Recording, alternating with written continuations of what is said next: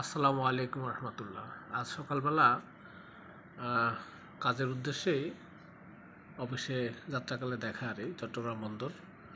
তো আসলে আস্তে আস্তে যা দেখলাম, পোর্টের কার্যক্রম এখন পর্যন্ত শুরু হয়নি। অর্থাৎ শুরু হয়নি বলতে এরকম যে চারিদিকে নিরাপত্তা ব্যবস্থার পাশাপাশি এখানে সমস্ত কার্যক্রমই প্রায় বন্ধ আছে। কোনো ডেলিভারির কোনো ট্রাক ভ্যান দেখা যায় নাই, কিন্তু যেগুলি দেখা গেছে সেগুলি স্ট্যান্ড বাই করানো, একবারে পাশে দাঁড়ানো। অর্থাৎ এই হলো চট্টগ্রাম বন্দর কাস্টমস। আমি তাও কাস্টমসের অফিসের সামনে দিয়ে আসছি, তবে সেখানে নিরাপত্তা ছিল। পাশাপাশি শত শত ট্রাক একেবারে সাইড করে দাঁড়ানো আছে। অর্থাৎ কোনো প্রকার কাজের কোনো এরকম আভাস বা এরকম কোনো কিছু নাই যে মাল ডেলিভারি হবে সেই জন্য ট্রাক লোডিংয়ের অবস্থায় আছে, এরকম নাই।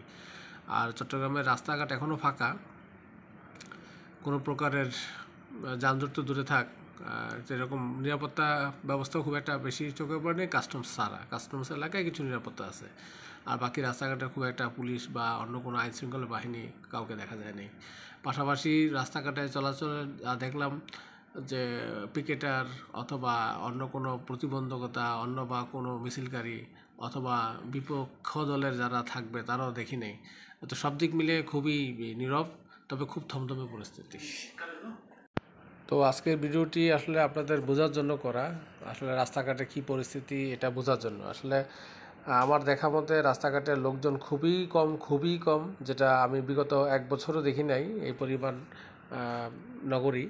তো আমার কাছে যেটা মনে হয়েছে, মানুষ মনে হয় বেরই হচ্ছে না, এরকম একটা ভাব, এরকম একটা অবস্থা। তারপরেও আমরা দেখতে পাচ্ছেন যে ট্রাক বাম পাশে খুব দাঁড়ায় আছে, অনেকগুলো ট্রাক।